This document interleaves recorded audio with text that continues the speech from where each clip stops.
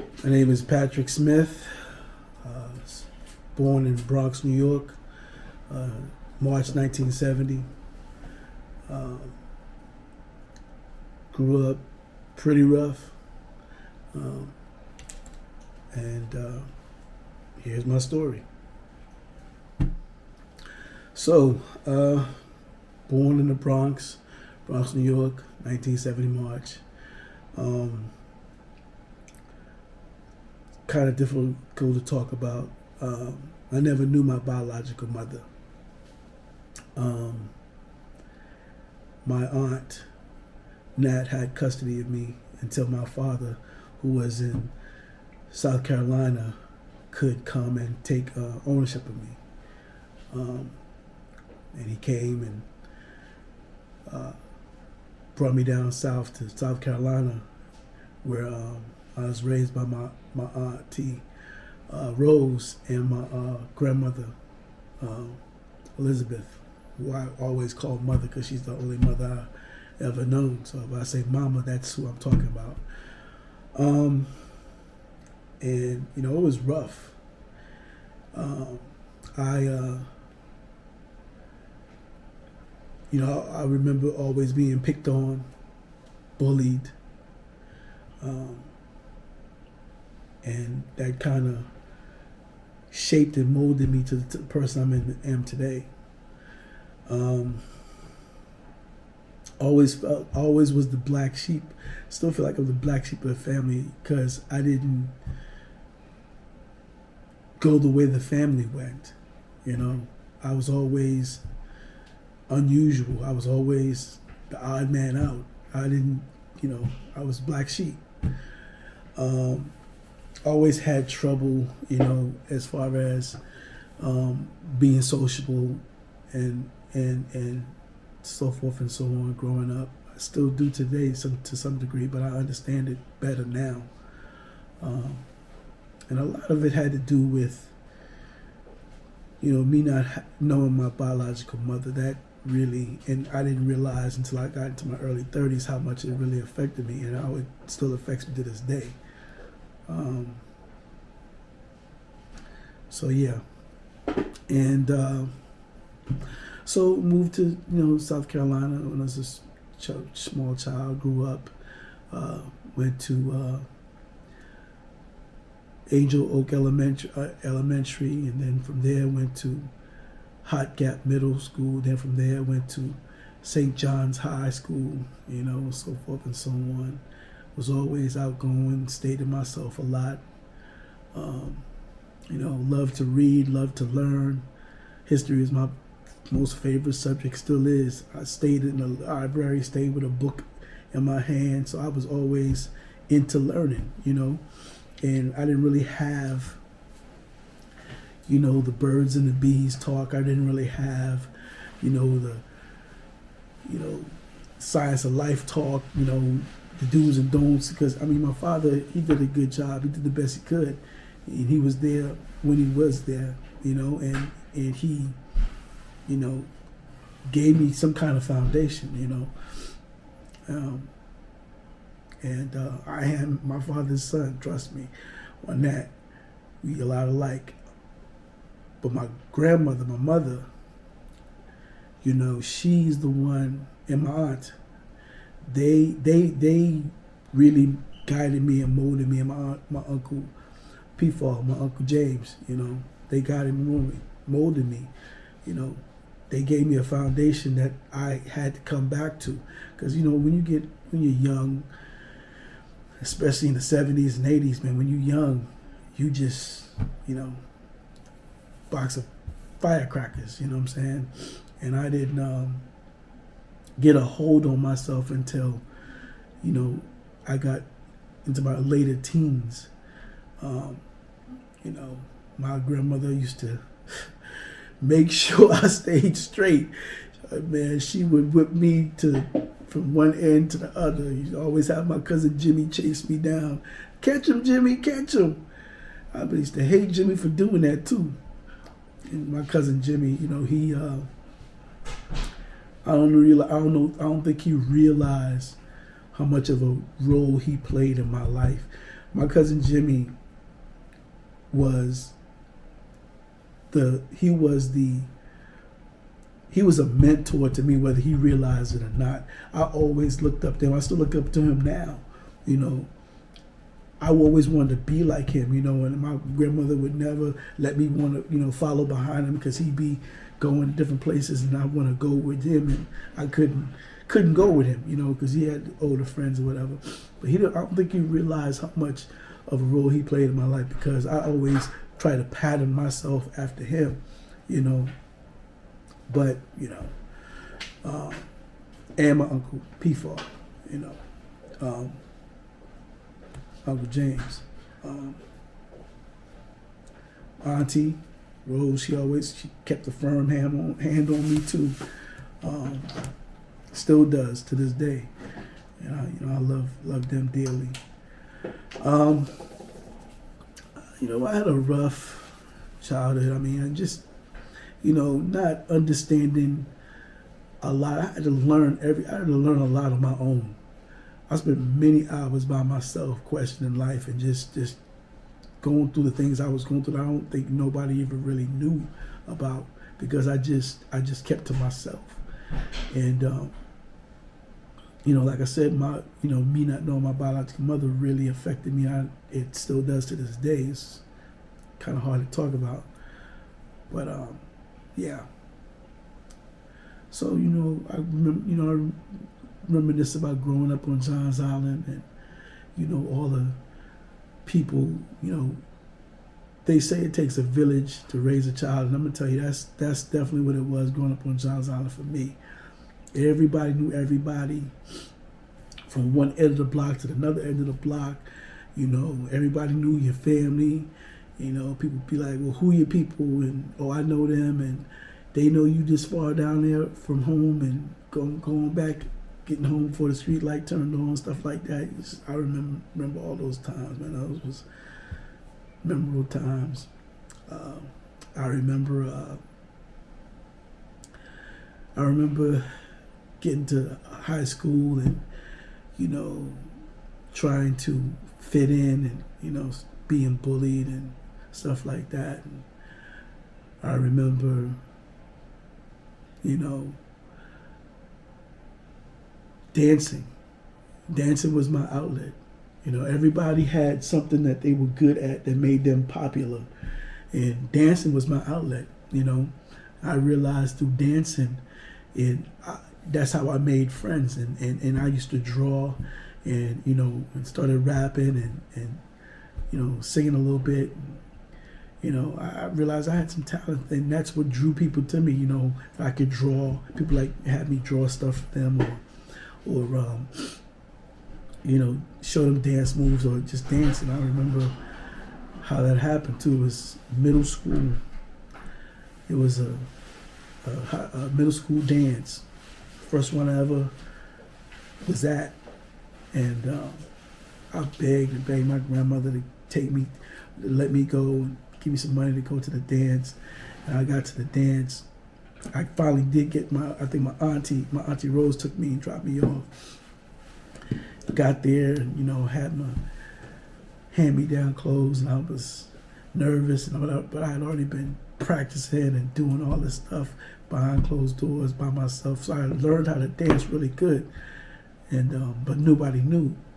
And so, you know, they have the dances. They got the little circle, and people get in the circle and dance, and somebody comes out and another person goes in and do something. And I'm sitting there and I'm watching all these people go in and do. At that time it was breakdancing and whatnot. So I'm sitting there watching these people, popular people in the school, you know, dance. I said, man, he's all right, but I could do better. And all this things going in my mind, and then somebody pushed me in the middle of the circle. So I'm in the middle of the circle, like, and everybody looking. So I started dancing because I had to, you know, and I turned it out. And that was my introduction to everybody, because nobody really noticed me. And then, so dancing really was my in to the in crowd, and I started going out, being more active, you know, and that led into me being sort of like a star around school as far as dancing. And And even to this day, people still know me for that. And then that took off into doing being a part of different groups and so forth and so on. And then later on, towards me, be 18, and my homeboy that lived right down the street, Aaron Johnson, came to me one day and said, "Look, I'm about to do this talent show. I want you to teach me how to dance." I said, "Well, either you got it or you don't." So I showed him a couple moves, and we started, doing something together. I said, "Okay, you got it." So he said, "Well, I'm about to want to do this talent show. So would you do the show with me?" I said, "Sure, no problem." I hadn't done a talent show in a while, and I did the show with him, and we choreographed the moves in my yard, in his yard, and went there and signed up to the school, and we entered the show. We did the show at St. John's High School, and we won first place. And then we just started doing all these other shows. And fast forward, 21 years old, we doing talent shows and whatnot. And my girlfriend at the time, Samantha, had a talent show at her school that she was organizing. And she said, "Well, why don't you come and do it at my school?" I said, "Sure." So I told Aaron, "Let's go do a talent show at her school."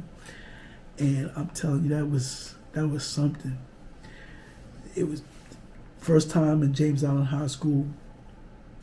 Got there, it was packed. It was packed. I was kind of nervous. It was like 10 different groups there.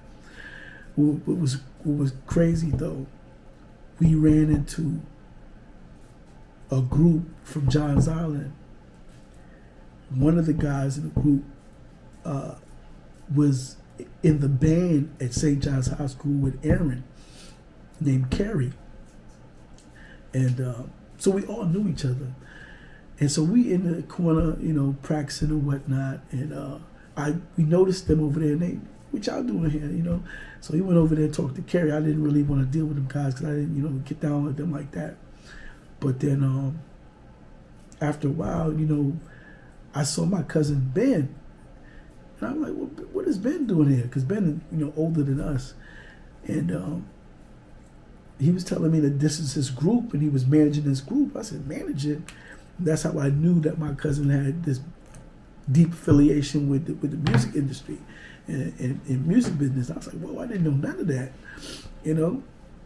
So we did the talent show. We went on and we killed it. And the crazy thing that made me go wow was because we just finished our routine and we turned around to walk off, and all we heard was, and all the bleachers just they started rushing us like we was LL Cool J or somebody, or some big rap group. They rushed us. They was taking pictures. We was like, "Yo, what's going on?" And that was a big moment for me. But what happened was my cousin Ben saw that and wanted us to be a part of his group. And I said, "Nah, I'm not with that." And because I didn't like the guys that were part of his group, that he was managing, because I had dealing with them in high school. But make a long story short, as far as that goes, that group disbanded. He got with Kerry got with Aaron, and Aaron dragged me into it, and we created a group. The only way I would deal with them is because my partner Aaron wanted me to, and then Ben was my cousin, so he managed us. So I was like, okay, so we did. It was called DBP, Dominant Black Posse, and we started doing talent shows under that name. And I was like, okay, cool. We do talent shows, win a little money here, boom, boom. I didn't, know how far this was going. And then I remember there was a well-known radio personality that was well-known to the Charleston. I don't know if it was Frankie the Big Bopper or was somebody that was retiring but had passed away. and they were doing a big thing for him. And they had all these people from music executives and A&R people from all these different companies all around the country come. So it was a big, I didn't realize it was a big event. It had all these different acts from all over the country, California, everywhere. So this is supposed to be a big thing for us. So Ben was like, yo, we do really well. We could rub elbows with some people and potentially get a record deal. I said, what? So I put together a heck of a choreographed routine with Carrie rapping and so forth, and me and Aaron in the back, and we killed it. And that same day, we got a few looks from a few different companies, but Ben didn't want to, tell us about it right off. He wanted to make sure everything was moving forward before he let us know. So between that time, we did a commercial for Channel 5, I believe it is. So we were getting our name popular in the area. So that was a big, really important part of my life, because I became more popular. I kind of got out of that shell I was in, and people started knowing. We started what they call hood famous. So yeah, from Charleston to North Charleston, West Ashley, downtown, everybody knew us. They was calling us, calling us Scoop and Scrap. So we went from doing talent shows to doing big shows. We opened for, I remember Naughty by Nature had just dropped their album, and there was a big show at King Street Palace. We opened Big Daddy Kane, Naughty by Nature, MC8. It was a whole list of people. It was a big show. And that just kind of put us on the map. Right after that show, we got a deal from Jive Records, and what happened there was we sent them 3 songs. They liked the songs. They sent us a deal, sent the contract. We overlooked the contract, sent the contract back to New York to our entertainment lawyer David Larkin. I think David Larkin in New York was our entertainment lawyer. And they said, okay, well, we want to put this in the contract, and we need 3 more songs just to, solidify everything.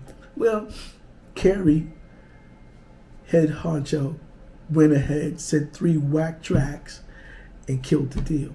So at that point, because I had been really trying to do something in entertainment and in music for a long time, even prior to Aaron coming to me back in the day, because I had been done with it. And this was like my last shot. So I was done with it after that.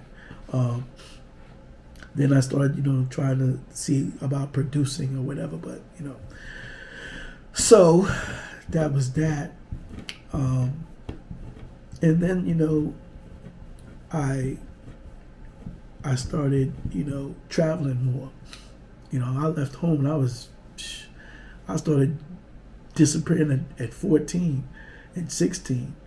But I was like 17 or 18. That's when I left home. When I left, I went back to New York. Well, I've been going back and forth to New York with my uncle over the summers. But when I hit 17, 18, I was in New York, Connecticut, Philly, California. I was all over the place. And my family was like, they were worried, but they were like, how you getting, you ain't got $1 billion like that. How's you traveling all over the country? You're like, man, it's like my father would travel all over the country with the bare minimum, But I would get around because I just hustled, and because I just knew there was something better, man. I really, what made me leave home initially was me trying to find my mother. That's what really started me trying to move the way I did. That's another story, but that's what really pushed me to, travel. I went back to New York trying to find her, and then from New York, I just was exploring, seeing more of the world. The more I traveled, the more I learned, the more people I met, the broadened my horizons about different things. And it kind of shaped who I am. I just couldn't stay at one place for too long, and but I always managed to come back home to South Carolina. I always managed to come home and stay home, and connect back with Johns Island and my family, because I realize I'm a family man. I'm a family person. That's where I've always been. So I look forward to gatherings and stuff like that. So I try my niche and try and do my artwork and try and do my music and try and do my choreography for dancing, and I realized I was a natural born hustler, just like my father. So, because one thing about my father, no matter what, my father always kept money in his pocket. He'd tell you don't got a dime, but he always kept money in his pocket. And so that was gonna be me. I got to keep money in my pocket, because I had to learn early. Nobody gonna give you something. You got to get it. And you talk about in the 70s and 80s, we had to get it. My first job was selling Halloween candy. What I would do is I'd go trick or treat. I'd collect as much candy as I could. I'd eat some and I'd put some away. I'd hide it.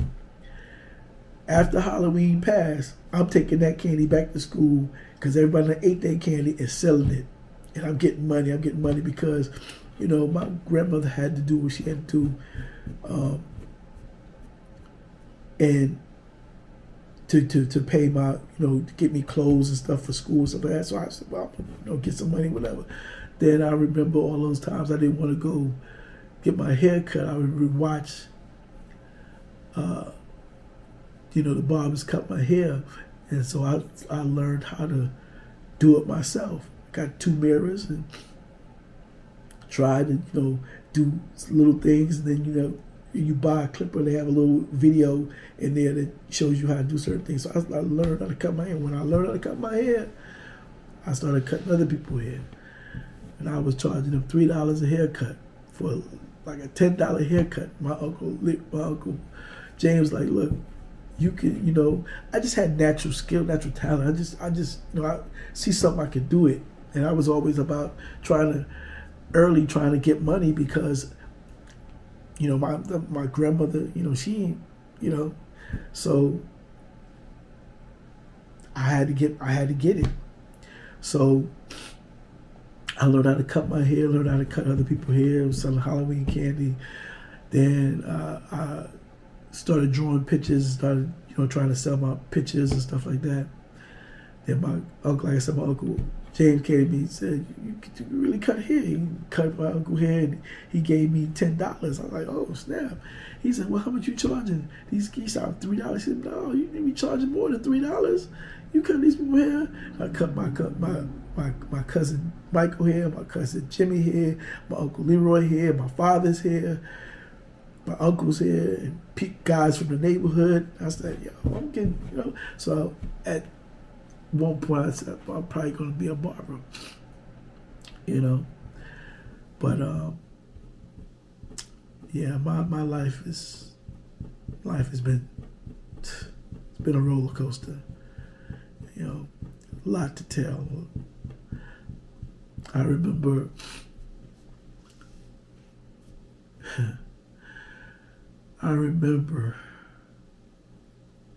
when I was out with my cousins and one of my best friends, Carlos Newton, and we was on James Island, and we was downtown, and then we left downtown coming back to the island. We went to James Island for something, and we stopped at McDonald's right there at the foot of that bridge, Folly Bridge, and we stopped there to get something to eat, and then we was gonna go back to the island. We stopped there, and I kind of, as we were pulling in, I tell this story. As we were pulling in, I could see this girl at the counter from the window of the car. I was like, So we pulled in, and my cousin Dana and my partner Carlos was at the front counter. I was in the kind of playing the back because I was looking at her, and they was just trying to shoot their shot and talk to her and whatnot. But and she was talking to them, but she was looking back at me. So I'm sitting there, and whatnot, and then I walk up, and she's like, why you sitting back there? I said, I'm just chilling, whatever. And then my cousin, my boy Carlos was like, look, well, you seem like we all trying to talk to you, whatever. So why don't you take our numbers and you just call the person you like? Well, she wanted to call me. Long story short, we have a beautiful son, LaVon William Robert Ravenel Jr. And that changed my life, being a father. It's a lot of things that happened between then and now, but that changed my life, because I realized how I grew up. I realized, me not knowing my biological mother, how that affected me. And then things happened, so. But now, I'm his biggest fan, whether he realizes it or not. I'm his biggest cheerleader. I love that boy. I mean, he really makes me proud. Yeah. But, and then, things happened, of course. And at some point I started truck driving, and truck driving really opened me up to a whole nother world out there. It really opened me up to a whole other world. I was traveling across country, state to state, meeting all these different people, and it really brought my horizon about how people are in this world. It really did. Really did. And then, at some point, I would come back home, and talk to my auntie about different things that I experienced on the road. And she always told me, be careful and whatnot. I remember before I started truck driving, my first marriage, I got a call from my cousin Tiffany. Tiffany, that's my ace, boom, cool. But when Tiffany called, either we're going to have a party or we're going to have a funeral. One of the two. So, a turning point in my life was when I got that phone call that my mother had passed, my grandmother. Because I had seen her in South Carolina that Wednesday, and that Thursday I left Friday, come back to Georgia, and where I was living. And that Saturday morning, Tiffany called me and said that she had passed.